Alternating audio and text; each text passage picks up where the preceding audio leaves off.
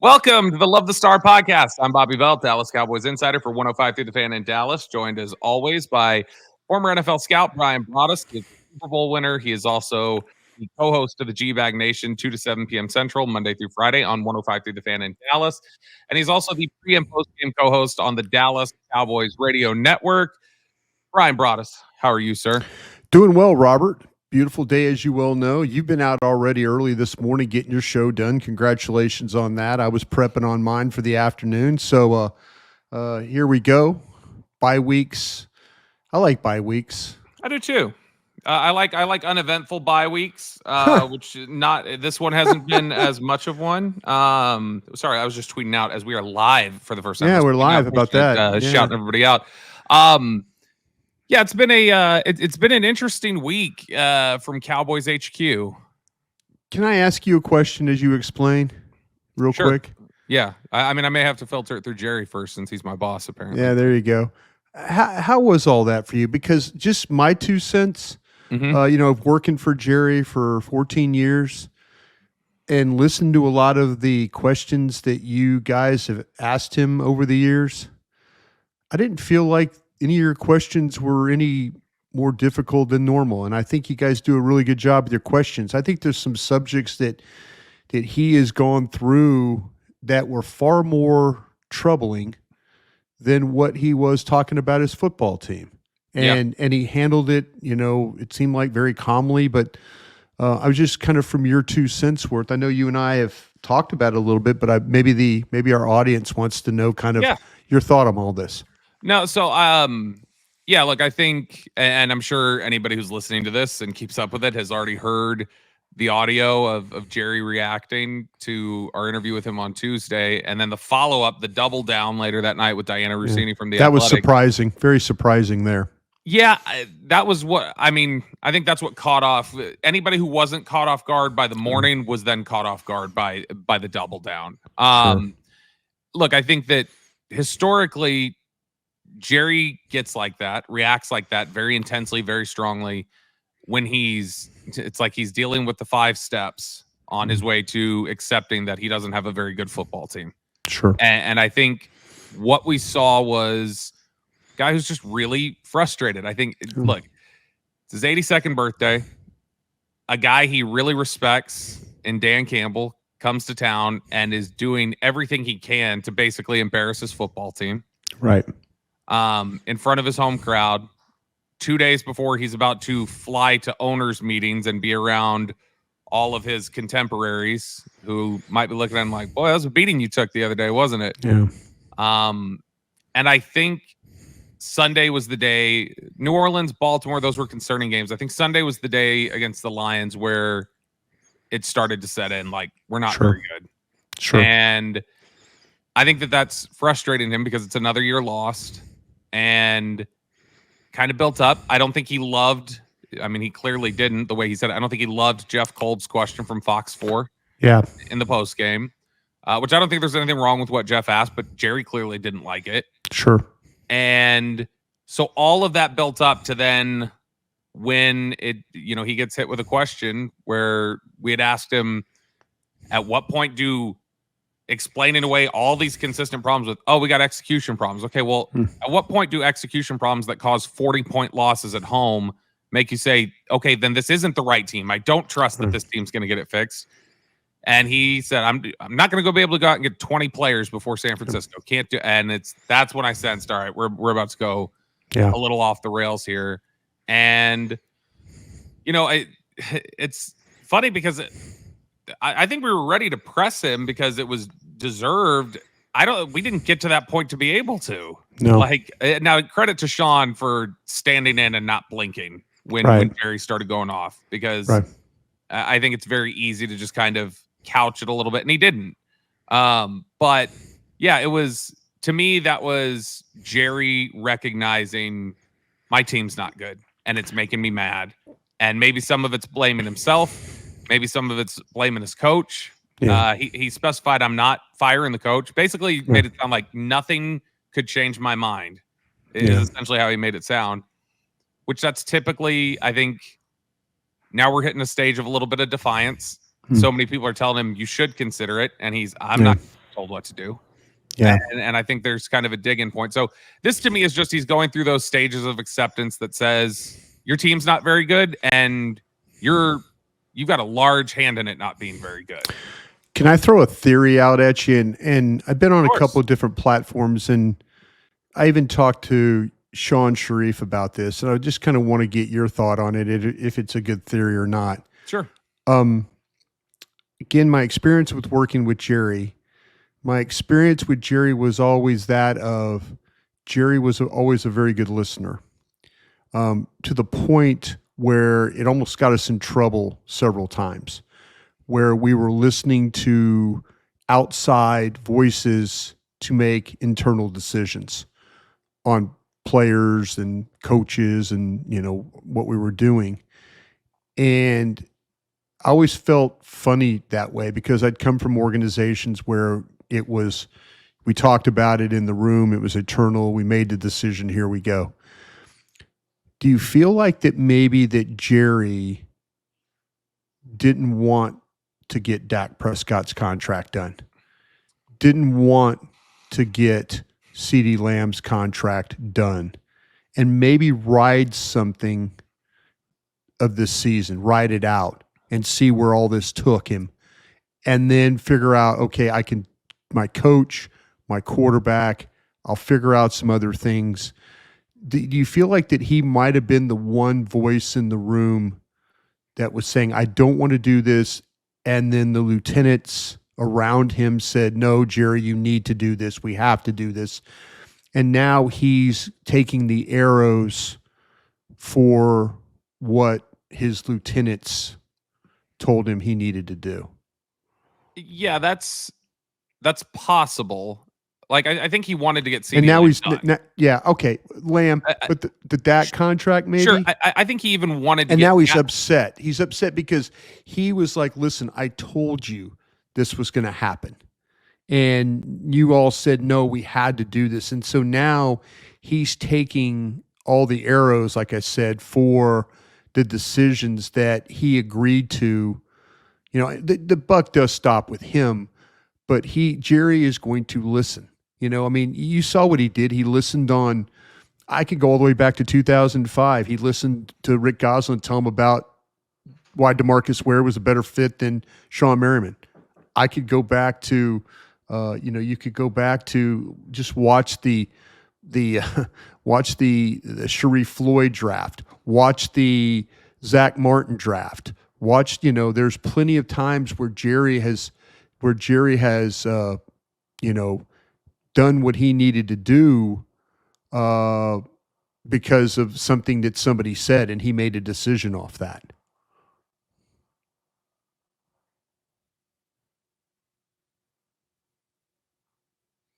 Sorry, Bryan. That was me having to go unlock a door. Anyway, so Bryan, no, I think he definitely wanted to pay Dak. I think he wanted to pay Dak on his terms. Okay. And so I think his terms were, let me evaluate and let me see if I'm getting the exact results that I want. Okay. And if I'm not getting the exact results I want to be in a better position to negotiate from power. If I get the results I want, I have no problem just paying whatever it is at the end of the year. Sure. And so I think maybe the timeline and the execution wasn't on his terms, but I think he wanted to get Dak done. It's just he felt like we don't have to give everything. We can set this up to where we can get a deal more like what we want if we just play it out. And that's where I think he was coming from with that.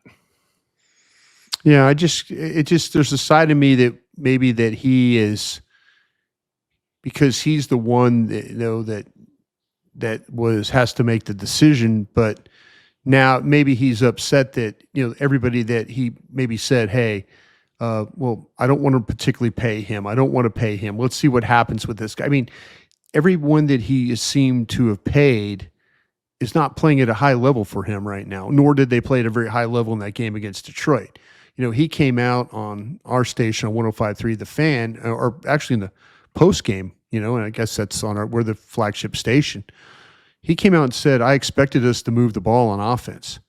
Somebody was telling him, Mike McCarthy, Uh, Coaches were telling him, Mike Solari, whoever, was telling him that we can move the ball on the Lions.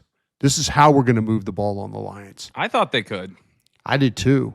But see, I think that Jerry might be a little bit frustrated. Just trying to find an angle here. Might be frustrated that the advice that he has been getting hasn't been very good. And he's frustrated that, gosh, you guys told me this, and you told me this, and you told me this. And now we got a football team that's, at 500, but man, it feels like a very, very fragile 500 right now.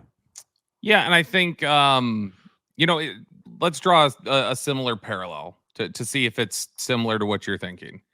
You remember they reached a point last spring where Dak would stand up in front of the media and he felt a little like, or our interpretation was, he felt like, why am I standing up here answering for interceptions that internally we've already written off to receivers running bad routes, Sure, or other things happening here? Why am I having to stand? And like, we got a sense after a little while that he'll be a good soldier, but there was a little bit of, man, what you're not going to do is wear me down. And then Mike McCarthy, you're not going to step up there in front of the media and say, well, we're doing this to work on limiting his turnovers, when it's like, sure.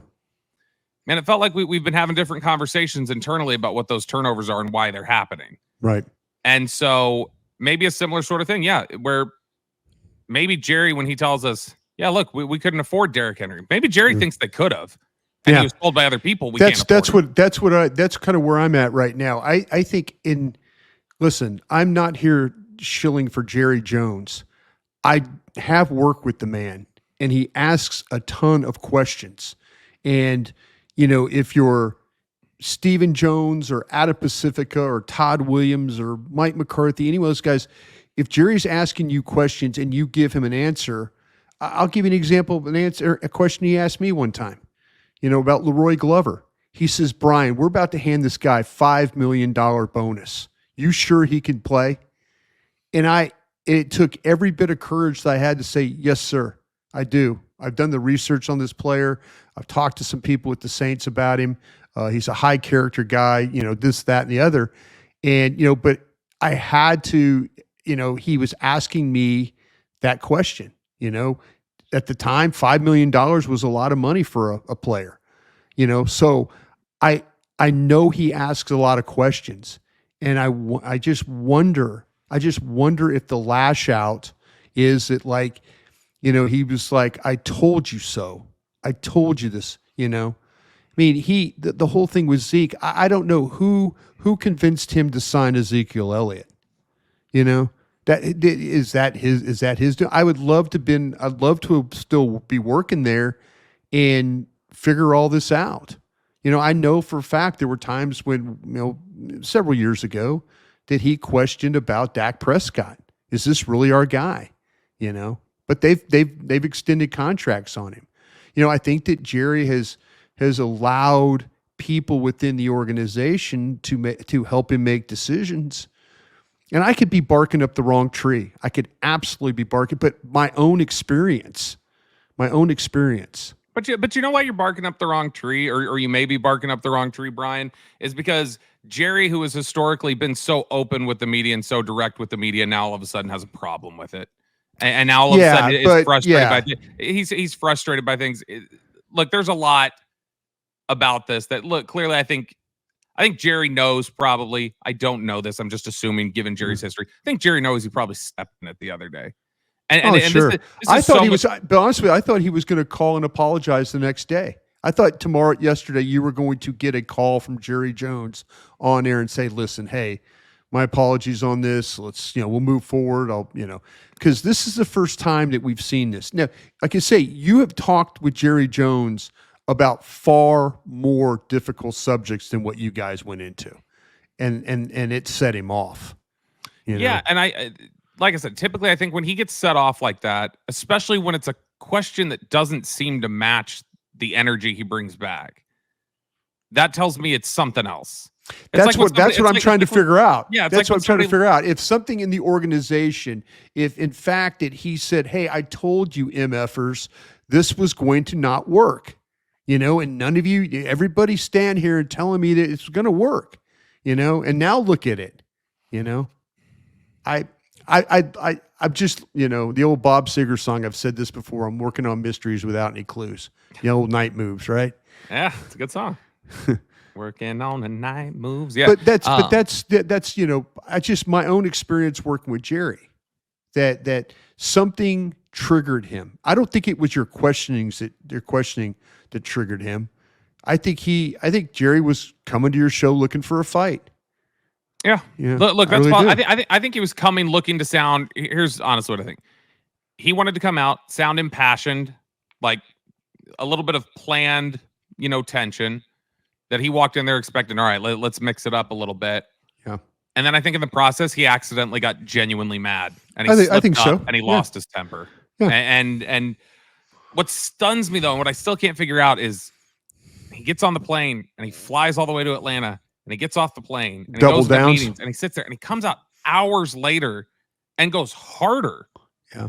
And goes harder. And so, that to me is he's clearly frustrated to a level that with something that's much stronger than we're typically used to. Which, if that's the case, I don't know why he would lean in so hard to, I will make no changes on personnel, make no changes on coaches, make no changes. Like, I don't know why you dig in so hard on that. And instead, you go towards, it's really your questions.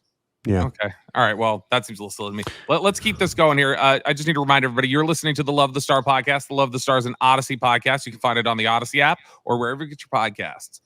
And Bryan, we are live for the first time here on. Thanks to everybody that's watching us and stuff. I appreciate you guys. Yeah, I'm looking at it right now. We got 1,100 people live watching. Thank you, folks. Right now. Appreciate you. Don't you guys have jobs? I might not for much longer. Who knows? Jerry's trying to replace me, apparently. No, seriously. Thank you, guys. Really, thank you for not just the live stuff today, but just throughout making Love of the Star what it is. Really appreciate you guys. Here's some of the things that I'll look at, Bryan, is that when we talk about, we say, hey, we didn't even press that hard. No. This wasn't something where we pressed very hard. Whenever there's uncomfortable questions that need to be asked, it's a smart idea to just, hey, don't just, hit somebody right over the head with it. Let's show some respect, build up, have some good discussion, and then ask those questions in a fair way. Stuff that may be a little uncomfortable, but in a fair way. Look, we spend hours, honestly. Shan and I do, and RJ. That's what I was about to explain. Hours trying to craft questions in a respectful way. Exactly. See, that's what I wanted the point to be made. That's what surprised me because I've been a part of some of your strategy sessions, and I know you guys have addressed, some of the media as well, and said, "Hey, listen, do you think we can do this, or do you think?" Yeah, it's not like you just show up and let's interview Jerry Jones and Stephen Jones. Yeah. You honestly have to think about how you need to get your question asked and then answered. That's the most important things. I mean, it's really about you want to learn something from them, but you also want to educate your fan base. Fans get mad at us for not always asking really the most pointed questions. But you have to be a little bit diplomatic about it, But it's no different than I don't even think that's a Jerry specific thing, or it's the same as just if you're going to ask somebody, if you've got somebody that you are friends with, and let's say you don't think your friend is doing, and not to say we're friends with Jerry, I'm just saying as an example, an interpersonal relationship. If you're to ask somebody for or wanted to confront somebody about, hey, I think you need to change this up, or hey, what were you thinking with this? You're not going to walk up to that person in all likelihood and go like, why are you being such an idiot? Yeah, you're not going to do that, and because that's also just not a respectful way to broach the subject. No, you can ask uncomfortable questions in a respectful way. You can absolutely, and there's an art to it. There really is an art to it. There's also no reason not to show respect. In that setting, there's really not, just because there's nothing that's been set that way. And that's, I guess, the biggest problem that I had with it is that, and he consistently has, he showed a complete lack of respect in responding to us, is the issue to me. And that's what he doubled down with Diana Rossini and saying that you guys are all idiots. Okay, did I use too much? Did he call you an idiot? He said you don't know. He called us yahoos. He said we didn't know football. Yeah. Which, if he's frustrated about, but all I these agree moves with that him on people- that. I don't think you know football all I mean, that I well. don't. But you know, and I mean, Shan&RJ even less. But I mean, the idea of, all right, that's fine. Say Yeah. that's what you go. But it sounds like, if we're operating under the theory that maybe he's frustrated by things he wanted to do behind the scenes, it sounds like you agree with us on football, and maybe you should be more concerned about people that you have in place that you've been listening to. That's kind of where I'm at right now, because, you know, I sat in that chair in the pro personnel department, and, you know, I always fought, and I got in a lot of trouble for fighting. I fought every day, and you know, and you know, Bill got tired of me. That's not a surprise. I'm hard to work with. I admit it.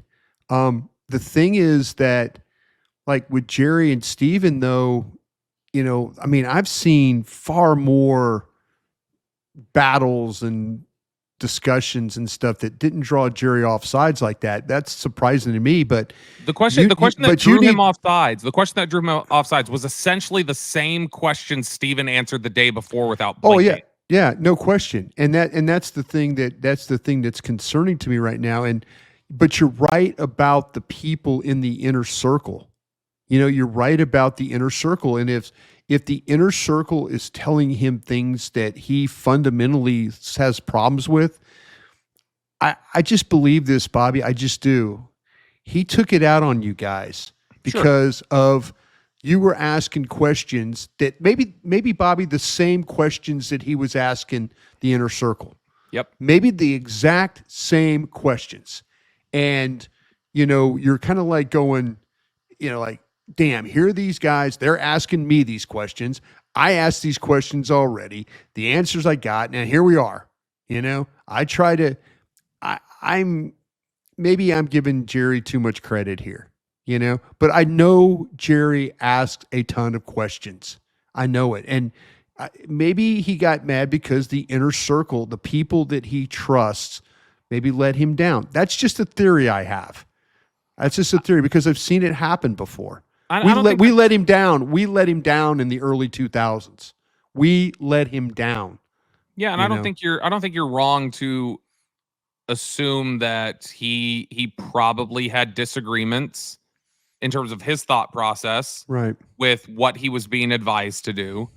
And Jerry, to his credit, over the last decade has become a builder of consensus more than he has just like a dictator doing what he wants. Yes, that's the organization. That's because the way it's structured, Will McClay in the Bermuda Triangle, the middle of it, the Joneses at the top point, the coaches at one corner, and then the scouts at the other. And it's a juggling act. It is a juggling act of consensus. And what happens when they don't disagree? They break up into a pod group and they try and talk it out. Yeah. Why? To build a consensus about it. Yeah. And I mean, look, to me, there's a lot that you can ask Jerry about that. You know, if Jerry thinks it's too aggressive or too pointed or whatever else, to just ask, you know, why would you still believe these players are it? Yeah. When they create such massive execution problems. Sure. That you're having to stand up there every week and go, yeah, they didn't get the job done. Exactly. If that's the case, then why do you still believe? Like, at what point does this team just show you this is who they are, and they've defined themselves, and it doesn't matter what I thought about them in August because they've shown me different. Yeah. When you find a way to lose in San Francisco on a Sunday night and turn around and go to Atlanta and get beat. By the way, the schedule doesn't look fun the next 4 or 5 games. Nope. when we played the game in April or May with the scheduling, it looked like, okay, there's some possibilities here, but now it looks like to me you're in for a fight every day, especially with the way your team is playing currently. But yeah, it's it's you lose these next 2, then you're in a situation now where, you know, there's going to be Jerry Jones is going to be talking, well, we're not good enough. I believe that. Yeah, I believe that. I think he's starting to grapple with it, and that was not part grapple. of what, I think he knows. I think Yeah. he knows, and the part of reality is hurting him right now. That part of reality is really He did the hurting him. same thing in 2020 Yeah. when that team started falling apart. Yeah. And he came on 105 through the fan with our teammates, the KNC Masterpiece. When he snapped and was dropping expletives and really kind of getting upset, most of the time when he's gotten angry in recent years, I feel like it's related to, pushing out anger that he has at himself or with this organization and where they're headed, and just come to the acceptance of, it's another year I lost. I lost another year. Yeah. And he hasn't had that opportunity to lose his cool like that when they've been 12-5 for 3 straight years until the very end of the season, because he thinks going into those playoffs they've got a shot. Yeah. I think that if he thinks that that's too pointed or that's too much, then it's like, okay, well, I mean, there's plenty of other things that are worth talking about right now. That you say the buck stops with you. Okay, if the buck stops with you, what does that mean in terms of actual consequences when the team fails? Yeah. Because it shields everybody else. What does it mean though? Like doesn't the buck, when the buck stops with somebody, that doesn't just mean blame. Usually that means consequences stop there too. So where are those? Or, man, you're quick to say you will take on responsibility. You're quick to point to the execution of your team. Are you completely absolving your head coach? This head coach that you went into the season with. You make these decisions. Now you answer for them. Yeah. And you know what? The buck stopping with you means standing in there and taking the damn question, and he didn't want to. So that sounds like the buck stops with no one, is what it sounds like. And that's where the Cowboys are at right now. Bobby, do you think he did this to create pressure, take pressure off his team and his head coach, and put it on himself? Maybe he walked in there with, when we talk about him walking in there looking to mix it up, maybe he thought, oh, I can do some stuff here. I think generally Jerry, there's a couple areas where I think Jerry genuinely gets upset and doesn't want to have discussions out there. He's got big shoulders. He's thick skin. That's usually why it's kind of surprising. Yeah. I think he doesn't like when you question, are you cheap? Are your finances a little tight? Which I don't believe they are. And I feel pretty certain that he doesn't like it. I don't think that's just a guess. He doesn't like when you talk about his stadium in a negative way either. I don't think he likes. That's another one that could trigger him on. Those are aspects. Similarly, I don't think he has never liked, over the course of 35 years that he's been here with the Cowboys, he has never liked diminishing his importance or talking about him as if he is, figuratively small. And the problem is that if he went in there with a plan to do that, it was a severe miscalculation, because the way he got talked about nationally was, how small does he look right now? Yeah. And that's a frustrating thing. That's why I can't believe he did that on purpose. I think he got angry, and I think he'll get over it. And I don't hold any grudge towards it. I don't know if I'm not going to speak for anybody else. For me personally, it's not like I'm like, I need an apology. It's not like that, because you don't. No, he got mad. He got mad. Trust me. Yeah, he gets mad. I mean, we all get mad. We don't always apologize for getting mad. What I will say though is that if this isn't just a blow up and this is just new Jerry perspective, all right, well, now we have a fundamental issue with the way that you operate. And not even forget me being on that show for a sec. Just a fundamental issue with the way you operate as an owner and general manager and somebody out front operating an NFL team. Take the radio out of it. Just the way you operate. If you can't handle criticism, well, now what you're jeopardizing is becoming Dan Snyder at that point. Sure. And I don't think he would ever want to be put in that same category. You don't want to be lumped in that one. And I don't believe he's there. But I'm just saying, if that were to continue, that would be a concern for me, something that I'd be worried about. You're listening to the Love the Star podcast. The Love the Star is an Audacy podcast. You can find it on the Audacy app or wherever you get your podcasts. All right, Bryan, it is now time for our Dean Julia Love the Star mailbag. It's where we get the thoughts, comments, questions of our dear, sweet listeners. We put out the tweet earlier today and got a lot of feedback from people, things they wanted to discuss and talk about. So I'm going to hit you with some of this really quickly, Bryan. First question for you here. Which Cowboys have played to or above expectations so far this year? Jordan Lewis, Tolbert, and Turpin stand out as the only 3 to me. I kind of feel like you've nailed the 3 that a lot of people, I think Golston is a guy too. Golston went from being maybe an 18 to 20 player every week for you to maybe playing 38, 40 plays.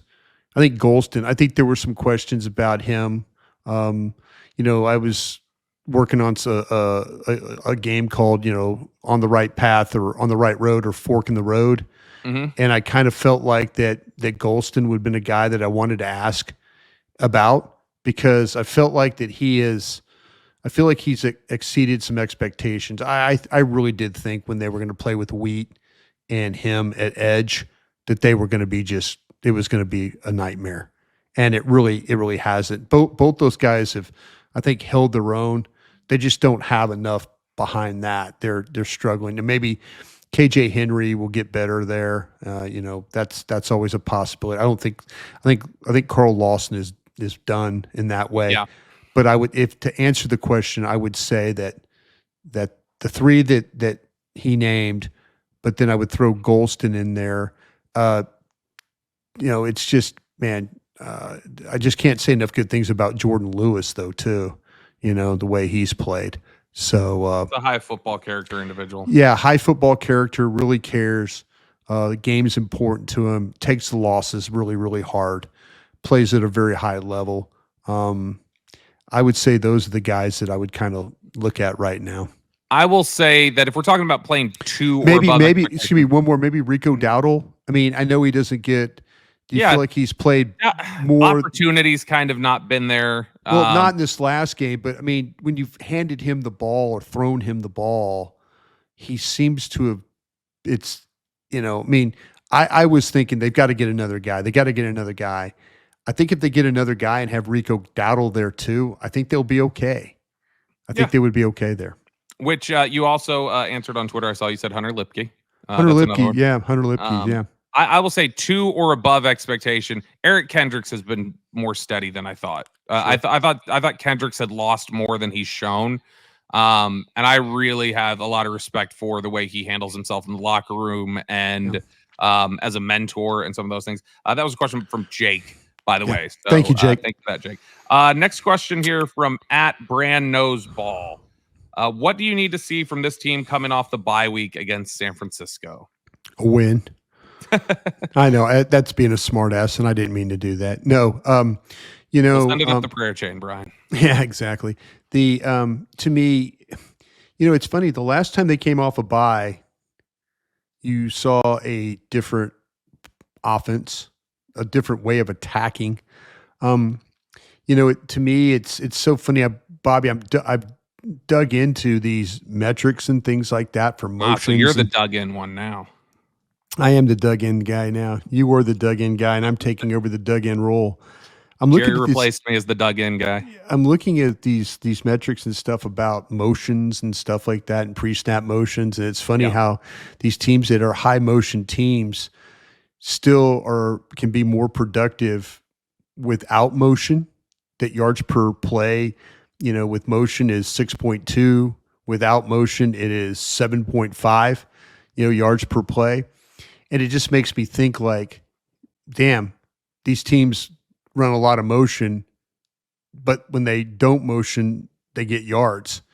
And so you're thinking maybe these teams are just damn good. Oh, one of the lowest motion teams in the NFL is one of the most successful offenses going, and it's Washington. Yeah. Kingsbury doesn't run very much motion at all. Well, see, it's funny because and I understand like a team like Denver, who is bottom at the table, when you have a rookie quarterback, you're probably not going to run a lot of motion. But to the point of the question was everybody's thinking, well, maybe more motion, more movement, more this, more that. And I kind of look at it and I'm like, man, there's some like Dallas is a team that has more productive plays without motion than with motion. Yeah, I think motion I think is a good thing and I think it's helpful. But it's a buzzword we use now. Everybody's throwing the buzzword out there about motion. I'm not trying to poo-poo on that kind of a scheme where you add movement and all that. I just found it's really fascinating that the high motion teams, the good offensive teams, when you start to talk about the 49ers, the Lions, people like that, they are very high motion, but they're without motion, their plays are just as good. Sure, and I think a lot of times if they get into if they Play get out, action, maybe. well, if they get up to the line of scrimmage Yeah. and they already have the look that they want, there's no need to motion anybody over. There's no need to adjust anything. So I wonder if some of that is that. But I mean, yeah, we've seen teams that are mostly static. Kingsbury's offense is static. Yeah. And they really stress teams. I'll tell you what was interesting. There was a note a couple weeks ago. I don't know if it's still true. The widest formation on average in the NFL is the Cowboys. Sure. And it was apparently by a significant amount. And I think they said the 14 tightest formations on average, like the best, like the tightest one, they're all Shanahan tree coaches. Yeah.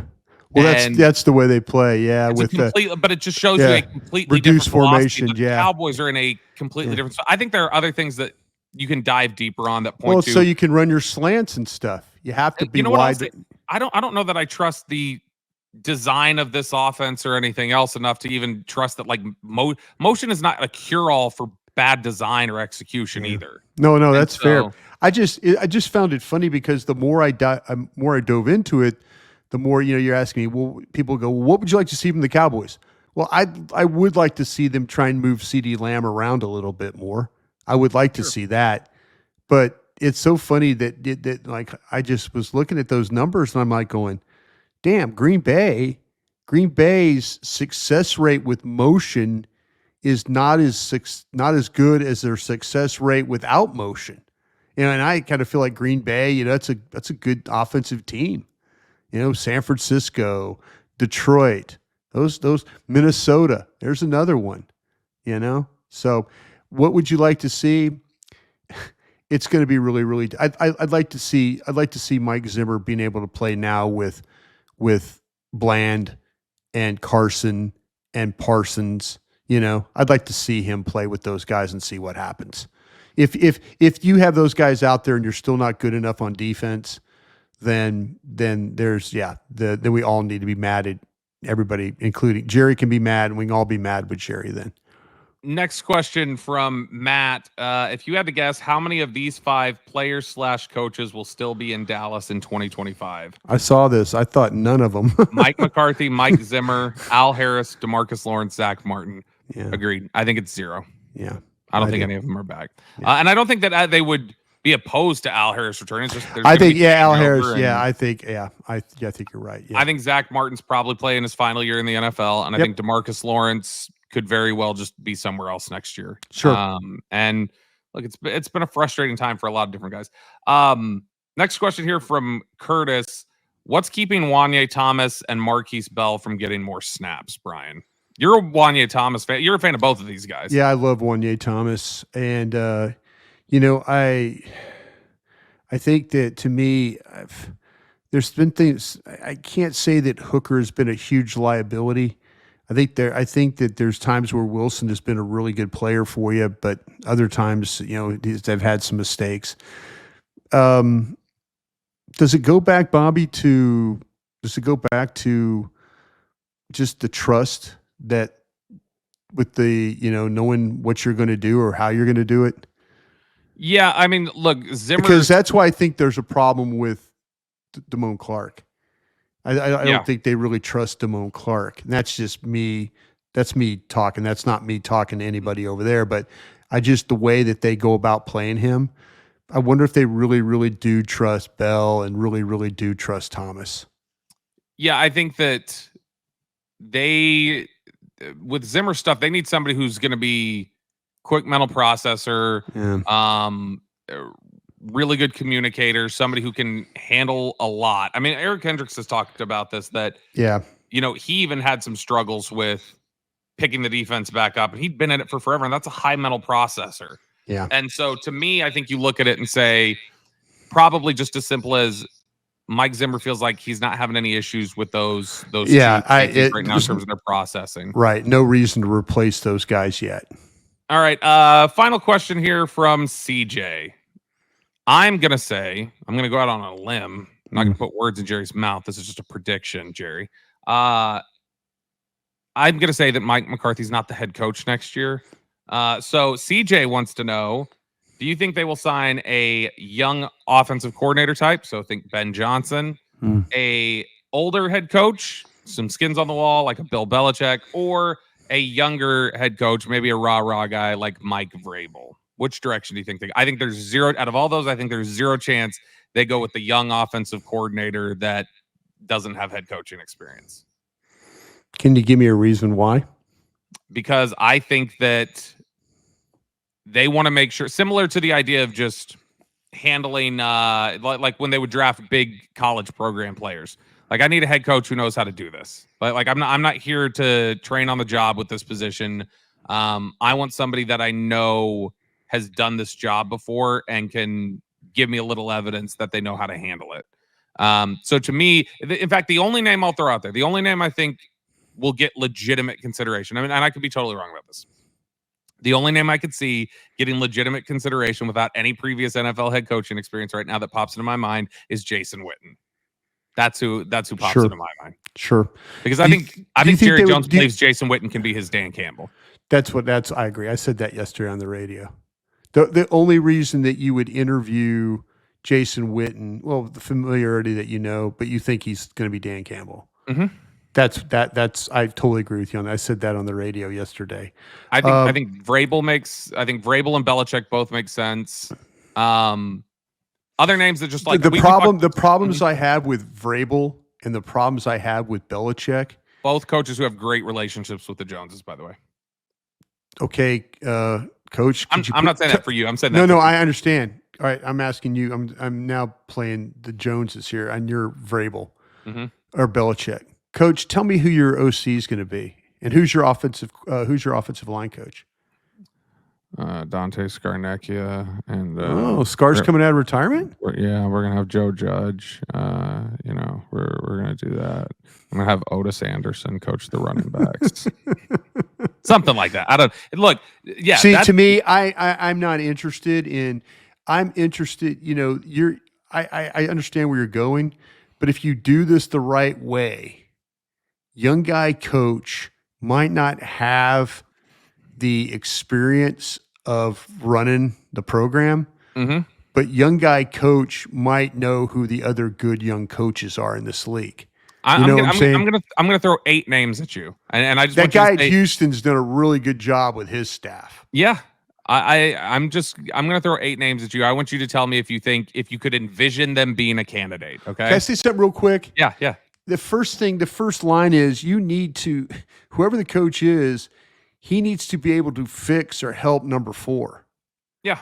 Or do you say I've got enough of divided attention from my head coach. Let my head coach be a defensive and a culture guy, and I'm going to hire an offensive coordinator to work with Dak, and they run the offense. Well, if you get a guy like Cliff Kingsbury that could be the OC or something like that can kind of help. But to me, that's what I'm saying. I'm not hiring you if you can't prove to me that your OC and your offensive line coach are worth a damn. If you give me 2 bad retread names on all that, I'm not giving you this job. All right, I'm not interested in Belichick's guy that got fired with the Raiders. Josh McDaniels. I'm not interested in that stuff. All right, I'm gonna give you 8 names that I've come up with, and I just want you to tell me really quickly. This is where we'll end. You just tell me yes or no. Could you envision them being on the board potentially? Bill Belichick. Yes. Mike Vrabel. Yes. Jason Witten. Yes. Robert Saleh. No. Brian Flores. Yes. Bill O'Brien. No. John Gruden. Man, that would be crazy. They might be the only team that would do it, though, I think. I would say John would have a chance, yes. And then last one, Gary Kubiak. No. I think if Gary wanted to come out, I don't know that Gary wants to coach anymore. I don't think he wants to coach anymore. But I think if he did, that is somebody with Super Bowl and somebody whose offensive teams are still getting replicated today. Exactly. Power rank the 8 you just gave me. In terms of likelihood? Yeah, who you would like to have over. Oh, who I would like to have. Out of those names, the name I would most like would be Vrabel, I guess. Vrabel or Flores. Flores makes a lot of sense. I mean, I don't know what Witten would be. With Flores might be with this second shot, he might be what happened with Belichick. Belichick at Cleveland got the second shot and kind of figured some things out. That guy's a good defensive coach. Yeah, and He somebody really- who, if you want somebody to come in here and hey, y'all shape are things up. Yeah, he could do that. no sure. question. All right, that does it for us here today on the Love the Star podcast. Thanks so much for joining us. Thanks for joining us live over there on Twitter. We appreciate you guys for hanging out with us today. 1,900 watching live at last. Thank you. check. Thank Bryan. you, folks. So really we enjoy appreciate it. you guys. Really We'll do. try to do more of these in the future Yeah. live. But for Bryan Broaddus, I'm Bobby Belt. We'll talk to you guys again later. Hey, thanks for watching. If you enjoyed this video, please don't forget to give it a thumbs up and subscribe to our channel for more content like this. If you want to see more of our videos, be sure to check out our playlist and let us know what you think in the comments below. Also, don't forget to follow us on social media to stay up to date on our latest updates. Links are in the description. Thanks again for watching, and we'll see you in the next video.